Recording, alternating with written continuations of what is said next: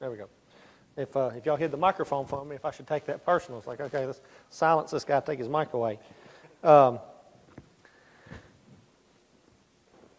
going to presume something, and that's not always a good thing to do, but I like to kind of grow up with the philosophy of you assume the best about people until you're proven wrong. And so I'm going to assume the best about everybody here. And the assumption I'm going to make is this, that you are a committed, devoted, sincere, faithful Christian. That's what I'm going to assume about you. Now, I've got enough sense to know that just because you appear to be, and just because I may think you are, that doesn't necessarily mean it's the case. But because of the nature of the lesson that we're going to be looking at this hour, I'm going to start with the assumption that that's what you are. And I start with that assumption because I want it to come with a warning. If that is a good description of you, and I believe that it is, that does not mean that when you go to bed tonight, you still will be a faithful Christian. Probably the scariest thing to me about my walk with Christ is how quickly it can end, how quickly it can derail. I struggled with deciding who in Scripture I wanted to talk about because there are plenty of examples of people who were walking the straight and narrow path when they got up that morning, and when they went to bed that night, they were firmly in the camp of Satan. One of those, of course, we could think about would be Judas. Judas was not just a disciple, he was an apostle. He wasn't just an apostle. Consider the fact that his job, does anybody know what his job was, by the way, with the apostles? He was the treasurer. That's exactly right. He kept the money. Judas was the treasurer. Now, without making the treasurer, maybe here at your congregation or the ones represented feel awkward, would you say that the guy that you put in charge of thousands and thousands of dollars would be somebody that you trusted or somebody you thought was a crook? You trust them, right? If you're going to entrust them to handle money, you trust that they're pretty good, honest people.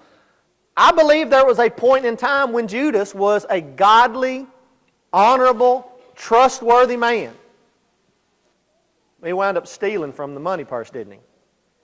And he wound up selling Jesus out for 30 pieces of silver. And it happened pretty quickly. Peter's another example.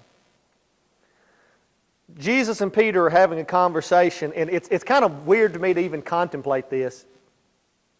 Peter actually rebukes Jesus. Now that's almost unfathomable for me, but keep in mind, they were very close friends. They were together literally all day, every day for about 3 years. They were tight. And not only was he part of the apostles, he was one of the inner circle, one of those three that he was the closest to. And on the night that Jesus is going to be betrayed, he's washing their feet, and first Peter objects to that and says, Lord, you're not washing my feet, because that was the lowest of the low. The guy who washed your feet. Now, in our culture, we don't really do that. It doesn't make a lot of sense. If I were to come over to your house, you would probably show me some basic hospitality, like say, hey, let me take your coat, I'll go put it on my bed. You want something to drink? Here, have a seat. That's our way of being hospitable. Well, in Jesus' day, everybody walked around wearing sandals or barefoot, and they were on dirt roads. And they ate a little different than us. We sit down at a table that's at about chest level. If you've ever looked at Oriental cultures, their tables are actually very low to the ground, and they recline on pillows on the ground. And that means as you're laying down on your elbow, your feet are going to be close to the next guy's face while you're eating dinner. So it was customary when you came in to either do it yourself or provide the bowl and water for it to be done, or in most cases have a servant who would actually wash the feet of the guests so that everybody would have clean feet before you stick it in somebody's face at dinner time. The guy whose job it was to wash the feet, you don't get lower on the totem pole than that. I mean, that's bottom level right there. And so when Jesus notices that none of the other disciples, when they come in to take the Passover, nobody bothers to wash their own feet. Nobody offers to wash anybody else's feet. So Jesus says, I'm going to do it, puts a towel around his waist, sits down, and starts washing feet till he gets to Peter, and Peter says, you're not washing mine. And Jesus says, Peter, if I don't wash your feet, then you don't have any part of me. You don't have anything to do with me. And I get tickled. Peter essentially says, well, Lord, then give me a bath. Wash my head, wash everything. Later on after that dinner, Jesus begins to talk about how he's going to die. And he's going to be betrayed. And they're going to be scattered. And Peter, and for time's sake, please allow me to paraphrase. Go back and read the accounts yourself in Matthew, Mark, Luke, and John. Peter says, over my dead body. There's no way they're going to come and take you without going through me. And you know what? I believe 100% that Peter meant every single word that he said. Every single word that he said. Now Jesus rebukes him and says, get behind me, Satan. You're thinking about earthly things. I'm talking about spiritual, eternal things. This is the ultimate plan of God. You're not going to get in the way of that. But Peter said, I'll die for you. And then he proved it just a few hours later. When they came in that night to arrest Jesus, who was it that pulled the sword out and took off the ear of the servant of the high priest, a man by the name of Malchus? Who was the one who did that? Peter. Guys that study, the original language say that the word that is translated that this about describing this group of soldiers that came to take Jesus, that it could mean as many as several hundred soldiers. I don't know how many soldiers there were that night that came to arrest Jesus. I'm going to play a little game of common sense. There's Jesus, that's one. He has 12 disciples, 12 apostles that are always with him. That puts our number to 13. I've got a good guess that they brought at least 13 soldiers that night. Because I'm going to think they're expecting we're going to have a fight on our hands. We're going to come and try and take their master, and it's going to be a big fight. We're going to have to take him by force. So we need at least as many men as they've got in order to take this guy and arrest him. But if you want to speculate a little bit further, think about what they've seen Jesus do. Everybody knows what Jesus can do. He can walk on water. He can raise the dead. He can feed multitudes with just a handful. He can stop storms. This man has tremendous power, and probably his most impressive to them, he can cast out demons. Now to me and you, that doesn't sound all that impressive because we've never experienced or lived in a world where people are possessed by demons. But in Jesus' day, that was a relatively common occurrence. And listen, somebody that was possessed by a demon, you think The Exorcist was scary. It doesn't even have anything to do with what these people dealt with. You remember the one man who was possessed with the legion of demons? And he lived up in a cemetery. And they tried to tie him up with chains, and they tried to tie him up with leather cords, and everything they tied him down with, the guy could break it. So he stayed up in the cemetery, and he screamed and howled and scared everybody in the town. Jesus walks right up to this guy and says, get out of him, and cast demons out. And the guy gets in his right mind and gets cleaned up, gets dressed, and he comes and sits at the feet of Jesus. Most people ran away from demon-possessed people. Jesus looked them dead in the eye and said, stop, and cast the demons out. I have a theory that they probably were a lot of soldiers that came that night to arrest Jesus because they have seen this man demonstrate power that no other man can have. And I think they thought they were coming for a fight that night. And one of the reasons I believe that is because when they approached Jesus and he says, who are you looking for? And they said, we're looking for Jesus. And he says, I'm him. Do you remember what the Bible says their reaction was? Does anybody remember what the reaction was when those soldiers said, we're looking for Jesus, and he says, I'm him? Anybody remember what it was? They fell back, didn't they? You ever been walking along through the woods and look down and you're just about to put your foot down on a copperhead? You didn't know you could fly, did you? Until that moment. And amazingly, you could do like these matrix moves where you jump up and backwards, about 10 feet. Because you realize I almost stepped right on top of something that was very, very dangerous. And you jump back in fear. Last year, I guess it was, 3 years ago. I'm terrible with time. Some guys that I went to preaching school with, we never get to see each other anymore. You're with these guys every day, all day for 2 years, and then you go your separate ways and you get to see each other once or twice a year maybe. Well, we all convened together in Florence, Alabama at the University of North Alabama. I went to school there. Another one of my friends went to school there. And we took our kids down there because on the campus of UNA, they have the only live lion mascot on campus in the United States. Now, there are others that have them, but they don't keep them on campus. They keep them in a zoo and then bring them in for the ball game. UNA, little old Florence, Alabama, they have 2 full-grown African lions that live right there on campus. My very first day of school at UNA, I'm sitting on the 3rd floor of the English building. About 8:30 in the morning, we're starting to do, she's giving the syllabus, and we're all new freshmen, and we're excited, and then she's telling us this. And all of a sudden, the windows rattled, and we heard this horrific noise. Girls screamed, guys jumped out of their seats, and the teacher got tickled, and she said, "That's my favorite part of this job." Well, what it was is right outside of the window there is the habitat where they keep Leo, and they were feeding him. And when you go up to a hungry male lion and you've got a bunch of steaks for him, he gets really excited and lets everybody know about it. I don't know if you've ever heard a lion roar before in real life, but let me tell you something. It takes one time and you know why they're the king of the jungle. It is a noise unlike anything you have ever heard to hear a lion actually roar. Well, we were there at UNA and we took our kids. We wanted our kids to see Leo and Una. That's his sister. UNA, Una, and Leo is the name of the male lion. Leo was laying with his back up against the fence. Now you have to understand, I want you to get this picture here. There is a 20-foot steel fence with spikes that curl back this way, so if any dummy wanted to try to climb up it, you still couldn't climb up it and get over it.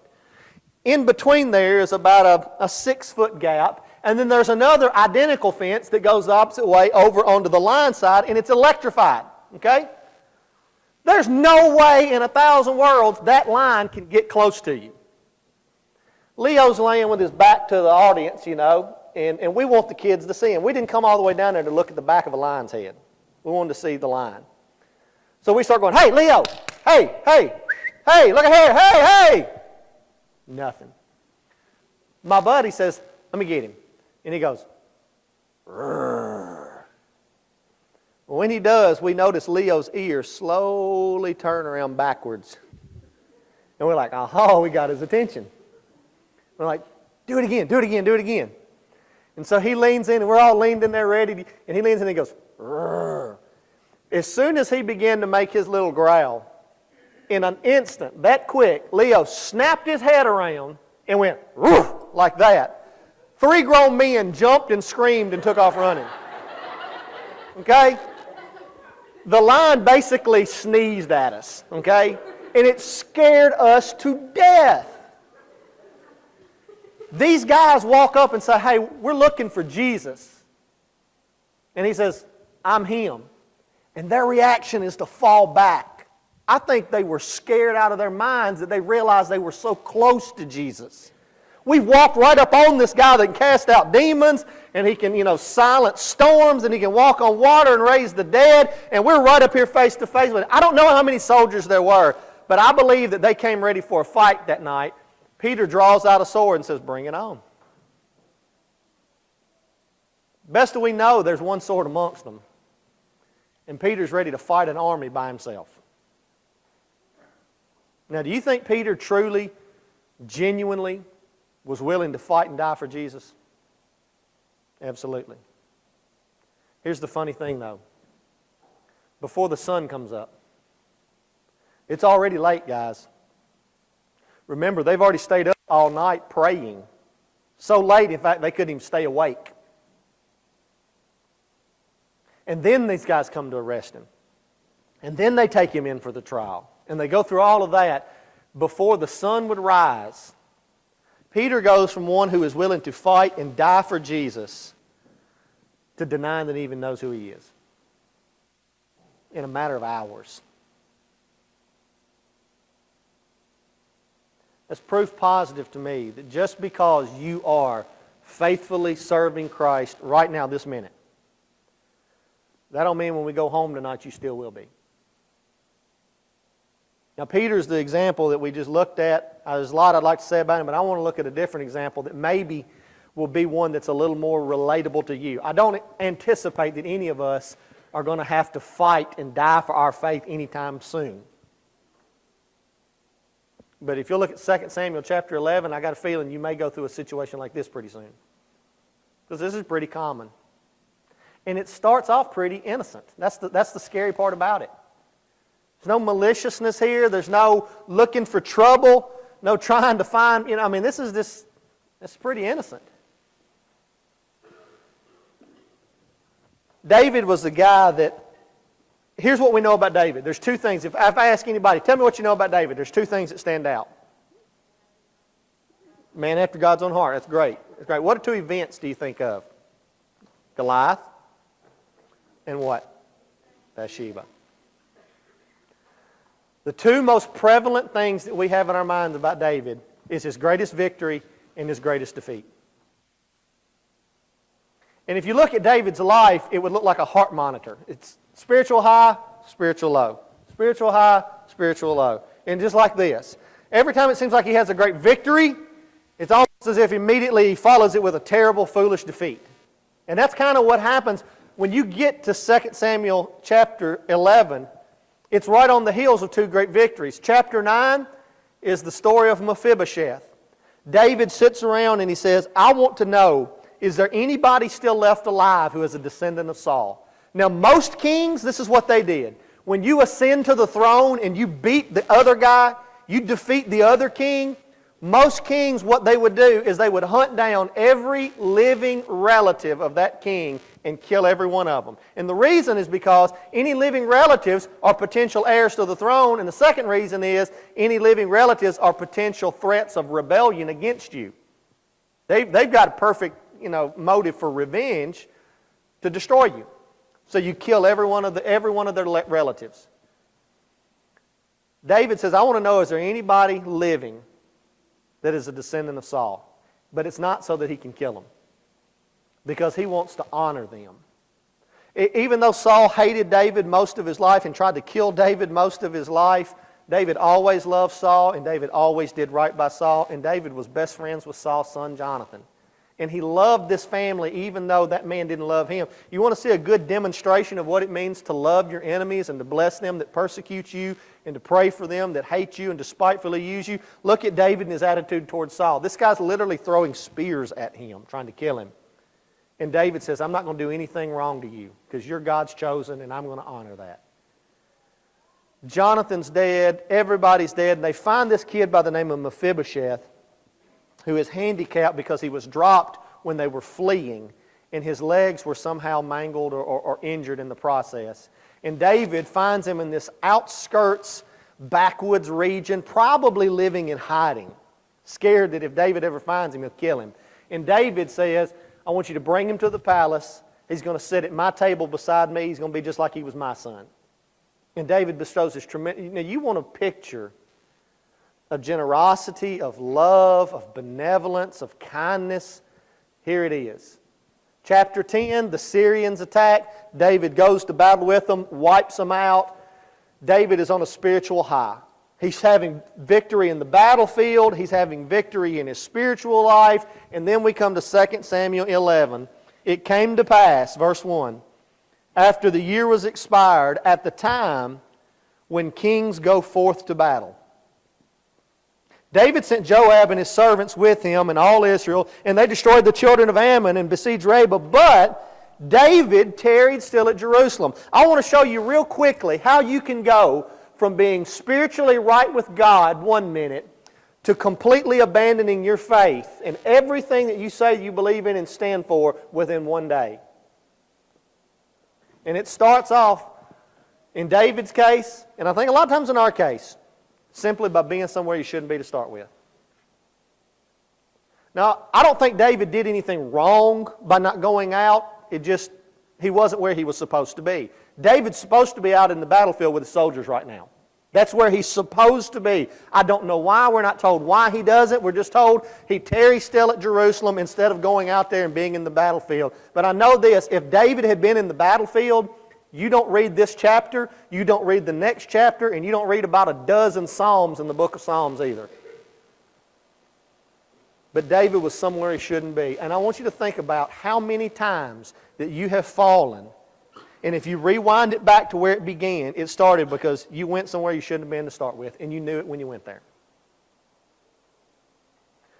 I have had some very, very frank and blunt conversations with my sons. I have a 17-year-old senior and a 15-year-old freshman. We've had some very, very blunt, frank conversations about life, about girls, about your environment, about your friends, your peer group, all that kind of stuff. Because I believe, I'm a realist. I believe in just being flat out honest and real about situations. And one of the things that I have told my sons is, if you're a 16-year-old boy, there is no reason for you to ever be alone with a girl. None. Now, if we sit down and try to brainstorm, we might come up with some bizarre, far-fetched reason. But speaking in realistic terms, there never should be a reason. Why? Is it because you don't trust me, Dad? No, that's not that I don't trust you. Is it because you don't think I'm a faithful Christian? Is it because you don't believe I love Jesus? Is it because you think that I'm... No, it has nothing to do with any of those things. It has to do with knowing if I don't put myself in a situation where I might do wrong, then chances are I'm not going to do wrong. But if I put myself in a situation where it's a possibility, history and common sense tells me most of the time I'm going to make the wrong choice. One of the best pieces of advice I ever got when Chad and I were in preaching school, and Dave, I bet you heard this when you were in school all the time too. The instructors told us constantly, when you get into local work, and you're up at the office, and people are contacting you about, can we get together and talk or study or counsel or whatever the case may be. Bottom line, don't be alone with someone of the opposite sex, period. Call your wife, tell her to come up there to the building. If she's not available, call one of the elders and say, hey, can you come up here? I got this lady that wanting to come in and talk. Can you just come up here and be up here at the building with us? Don't be alone. Now let me ask you the question. Is it the case that all those preacher students are sitting in there and all of us are just, wicked and corrupt and womanizers? No, that's not the case. It's because those men who trained us knew from experience and from common sense that if you don't put yourself in situations where you might make the wrong choice, and chances are you're not going to make the wrong choice. And here's one of the best pieces of advice I ever got. If you think that you, and teenage boys, I'm talking to you, if you think that you can be alone with a girl and say, you know what, I can handle the temptation. I've got my faith. I've been taught right. I'm not going to do this. I'm saving myself. You think I can be in that situation and not do anything that's wrong. You're stronger than Samson. You're wiser than Solomon. And you got a purer heart than David. Because all three of those men thought the same thing and they were dead wrong. David's first mistake was he was somewhere he shouldn't have been. Now, why in the world does your preacher write articles and preach every year about prom and mixed swimming and all this kind of stuff? You know why? Because they know, the same thing that your parents know, same thing that everybody that's got any lick of sense in their head knows, if you put yourself in a situation where you are going to be tempted to do wrong, chances are you're going to do wrong.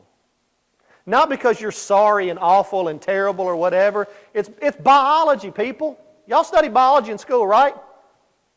Y'all know how biology works, right? Okay, you got to be smarter than your biology. Because biology has proven throughout history that usually we're not stronger than our biology, so we got to be smarter than our biology. Which means I'm not going to put myself in a situation where I can do something that I know I shouldn't be doing as a Christian. I am a big advocate, and I've got some friends that think I'm crazy. I'm not real big on dating. Because dating, according to our culture, is pretty simple. A boy and a girl go off together alone and do stuff together. Would you want your dad going off alone with somebody that wasn't your mom and doing stuff with her? Let me just go to a movie together. How about your dad and maybe your best friend's mom going to the movies together? Would you want that? Well, they're just going to the movies. It's innocent, right? Going out to eat together. Just going riding together. See, no, you frame it like that, it's like, that would be weird. No. And my mom would not go for that at all. You know why? Your mom's a smart woman. But we think since we're not married, we'll put younger people who've got less experience dealing with these difficult things and probably, are more alive at any point they'll ever be in their lives. But they're ready for these situations, I had a group of kids in my youth group back home. One of the best things that they ever did, boys liked the girls and the girls liked the boys. But they always hung out together in a group. It wasn't like two people going on. It was always a group of kids together. And some of them and they dated or whatever you wanted to call it, whatever name they gave it to. I like her, she likes me, we sit beside each other at dinner, that kind of thing. But it was always in a group. And you know what the great benefit of that was? It took the pressure off. It took the pressure off. It's a group of friends out having fun, not me and her alone somewhere trying to make sure that we make the right decisions. That's smart enough to know that I'm not going to be somewhere that I don't need to be to begin with. But David made that mistake. And that leads him to the next one, verse number 2. It came to pass in the evening, David arose from off the bed, walked upon the roof of the king's house. For whatever reason he can't sleep. He goes up on the roof to get some fresh air, to walk around, to think, to pray. Who knows what he was doing? I think David was doing this because it was what he was familiar with. Keep in mind, he was a shepherd before he was king. David was used to spending time outside under the stars by himself. Just him and God. He could have been up there praying. That would make it even more traumatic if you see how quickly this happens. Whatever reason, he's up on the roof, and from the roof he saw a woman washing herself. Let me pause right here. Has David done anything wrong? Anything wrong here? Is he a peeping Tom? No? He's just up on the roof, right? He's looking around, and whatever the circumstances, he sees this woman who is taking a shower, basically. A naked woman. David hasn't done a thing in the world wrong. He didn't go looking for it. He wasn't snooping. He wasn't being mischievous. He's just going about his business, and boom, he runs right into this. It happens to you every single day. You're walking through the mall. Here comes a group of teenage girls who obviously mom and daddy hadn't taught them how they're supposed to present themselves. Don't present themselves as an object to be lusted after by boys, but present yourself as someone of worth and value, and you'll get treated that way. But they don't have that, so they dress in a way to try and attract boys' lust. And so guess what? It walks right in front of your path. You didn't go looking for it. You're not flipping through pages in a magazine. You're not surfing around on the internet trying to find stuff. It just walks in front of you. You're driving down the road. Here's a billboard. You're watching your favorite show on TV. You're watching a ball game. Here's a commercial. You're going to be exposed to things that you know as a Christian, I don't need to see. You can't stop that. There's an old expression that preachers used to use that I think this will last till the day of judgment. And that is that you can't stop birds from flying over your head, but you can keep them from making a nest in your hair. That's what David didn't do. Because the very next thing we read is, the woman was very beautiful to look upon. David saw her initially, but now he's looking at her. Is there a difference between the two? You better believe there's a difference between the two. You're going to be walking through, and guys, I'm going to let you learn the hard way, because sometimes we have to learn the hard way. Here's what you do. Next time you're walking through the mall with your girlfriend, and y'all are walking through the mall and some good-looking girl walks by and she's not dressed appropriately, you're going to see her. Unless you're going to walk around like this and let your girlfriend lead you by the hand, you're going to see her. But here's what you do. When she walks by, you stop and turn around and look back.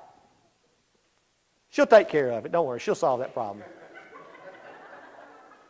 You'll look like our puppy that we're trying to train. We just got a little pit bull puppy, and we're trying to train her on a leash. And sometimes she'll walk with us, and we've got her, and she'll just walk right along with us. And sometimes she gets distracted by a squirrel or a bird or a cat or a dog, and she wants to go the other way. And you know what we do? We yank that leash and jerk her back with it. Your girlfriend will do that with your arm. She'll jerk it right out of socket. And you'll go, okay, there's a difference between seeing and looking upon. David saw it. If David turns around and goes back in the house and forgets what he's seen, no problem. But David started looking at that point. Remember what we said earlier? Lust of the eyes, beautiful to look upon. Guess what kicks in now? Lust of the flesh. Next verse says, David sent and inquired after the woman.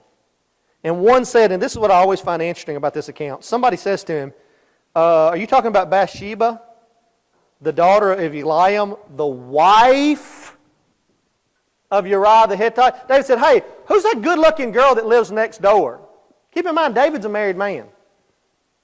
And somebody said, oh, you mean Bathsheba, Uriah's wife?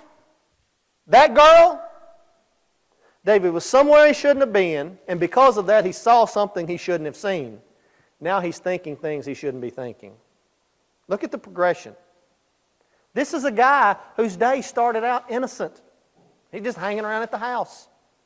He's just going up on top of the roof to get some fresh air. And now he's asking about another man's wife when he himself is married. The next verse says, David sent messengers and took her, and she came in unto him, and he lay with her. And then she went back to her house. somewhere he shouldn't have been, saw something he shouldn't have seen, thinking things he shouldn't be thinking. Now he does something he shouldn't have done. That fast. I think one of you over here said it, described David as a man after God's own heart. Look how quickly he went from that to loving the world. That fast. Peter is ready to fight and die for Jesus before the sun comes up. He says, I don't know who that guy is. I don't know. I'm not one of his disciples. I don't know him. You're sitting in church singing all the songs, studying the Bible, praying together, hanging out with your Christian friends. Before you go home tonight, before you go to sleep tonight, you can have abandoned your faith and done something you never would have thought you would have done. And it happens that quick and that easy. And then when it gets to that point, then it has a tendency to spiral out of control.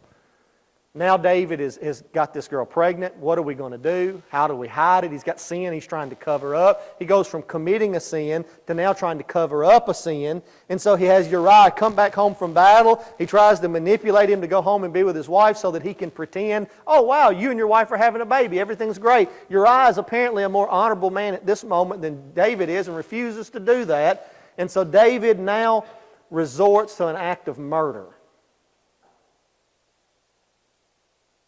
This is a guy who went and found a handicapped child who was the grandson of his greatest enemy in life and invited him into his house to treat him like his own son, and now he's killing an innocent man whose wife he's gotten pregnant. Now, you going to tell me we can't fall far and fast? And so after she's dead, verse 26, the wife of Uriah heard that Uriah, her husband, was dead, and she mourned for her husband. And when the mourning was past, her grieving period was over, David sent and fetched her to his house, and she became his wife and bare him a son. David now looks like the hero. Think about this.